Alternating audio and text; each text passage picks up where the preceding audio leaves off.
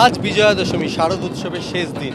আর এই শেষ দিনে উত্তর চব্বিশ পরগনার টাকিতে ইছামতি নদীতে বিসর্জন প্রক্রিয়া শুরু হয়েছে। সকাল থেকে নাগাড়ে বৃষ্টি হচ্ছে এবং এখানকার রীতি হচ্ছে দেবী প্রতিমাকে নৌকায় তুলে গোটা ইছামতি নদী প্রদক্ষিণ করে এবং তারপরে মাছ নদীতে বিসর্জন।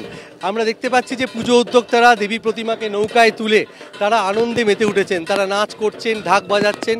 আজকে আর কিছুক্ষণের মধ্যেই দেবীকে বিদায় দেবেন, তাই বিদায় বেলাকে আরও স্মরণীয় করে থাকতে, আরও রাঙিয়ে তুলতে এই বৃষ্টি উপেক্ষা করেই তারা মাছ নদীতে নৌকার মধ্যে তারা উৎসবে মেতে উঠেছেন, উৎসবের শেষ বেলায়।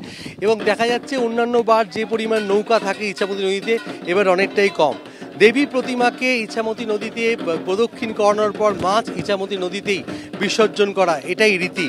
এবং যেহেতু বিশেষ বিএসএফের তরফ থেকে কড়া নজরদারি চলছে এবং নদীতে নজরদারি চালাচ্ছে বিএসএফ, তা সত্ত্বেও নৌকার সংখ্যা অন্যান্য বারের তুলনায় যথেষ্ট কম। ইছামতি নদীতে এভাবেই উদ্যোক্তারা তাদের প্রতিমা নৌকায় তুলছেন এবং তারপরে প্রদক্ষিণ করার পর ইছামতি নদীতে বিসর্জন দিচ্ছেন।